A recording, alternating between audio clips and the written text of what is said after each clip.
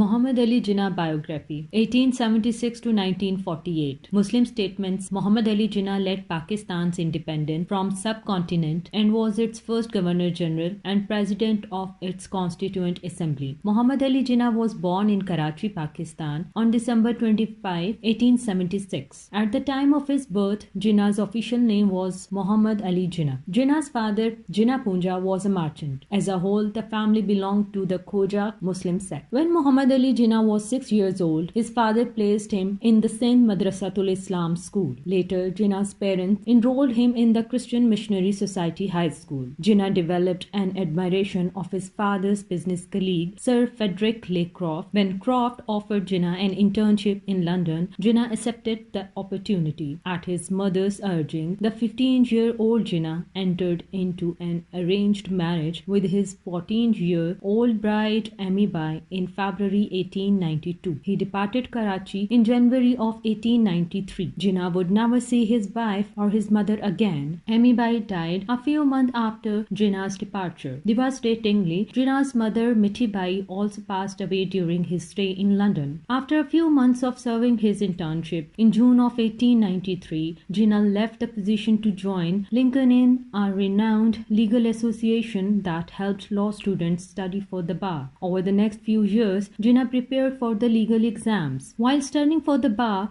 Jinnah heard the terrible news of his wife and mother's death, but he managed to forge on with his education. In addition to fulfilling his formal studies, Jinnah made frequent visits to the House of Commons, where he could observe the powerful British government in action firsthand. When Jinnah passed his legal exam in May of 1896, he was the youngest ever to have been accepted to the bar. With his law degree in hand, in August 1896, Jinnah moved to Bombay and set up a law practice as a barrister in Bombay's High Court. Jinnah would continue to practice as a barrister up through the mid-1940s. During Jinnah's visit to the House of Commons, he had developed a growing interest in politics, deeming it a more glamorous field than law. Now in Bombay, Jinnah began his foray into politics as a liberal nationalist. In 1906, he joined the Congress himself. In the midst of Jinnah's thriving political career, he met a 16-year-old named Ratan Bai while on vacation in Darjeeling. After Rati turned 18 and converted to Islam, the two were married on April 19, 1918. Rati gave birth to Jinnah's first and only child, a daughter named Diana, in 1919. As the member of Congress, Jinnah at first collaborated with Hindu leaders as their ambassador of Hindu-Muslim unity, while working with the Muslim League simultaneously. Gradually, Jinnah realized that the Hindu leaders of Congress held a political agenda that was incongruent with his own. Earlier, he had been aligned with their opposition to separate electorate meant to guarantee a fixed percentage of legislative representation for Muslims and Hindus. But in 1926, Jinnah shifted to the opposite view and began supporting separate electorates. Still, overall, he retained the belief that the rights of Muslims could be protected in a united India. At that stage of his political career, Jinnah left Congress and dedicated himself more fully to the Muslim League. During the 1930s, Jinnah attended the Anglo-Indian Round Table Conference in London and led the reorganization of the All India Muslim League. By 1939, Jinnah came to believe in a Muslim homeland on the Indian subcontinent. He was convinced that this was the only way to preserve Muslim traditions and protect their political interests. His former vision of Hindu-Muslim unity no longer seemed realistic to him at this time. During a 1940 meeting of the Muslim League at Lahore, Jinnah proposed the partition of India and the creation of Pakistan in the area where Muslims constitute a majority. At this juncture, Jinnah was both displeased with Mohandas Gandhi's stance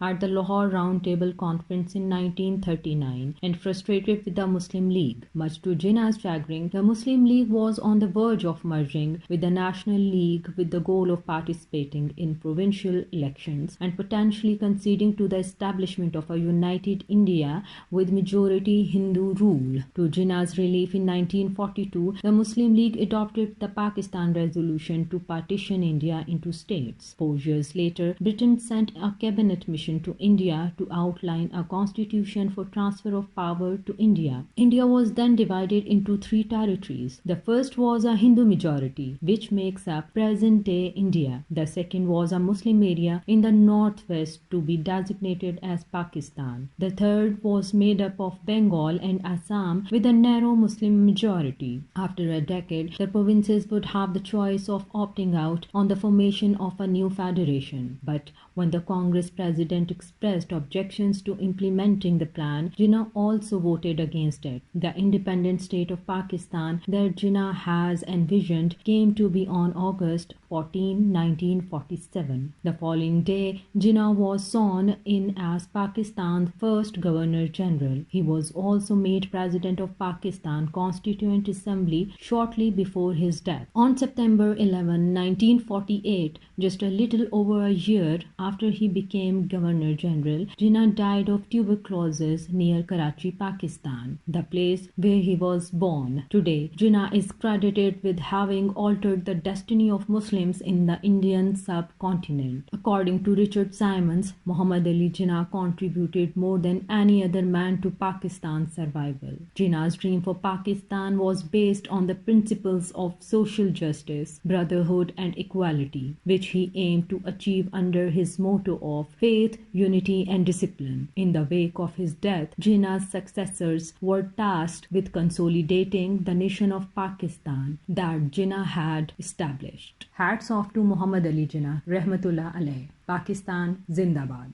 At the end, please subscribe my channel, like my videos, and share with your family and friends. Till my next video, take care of yourself, your family, and friends. Allah Hafiz.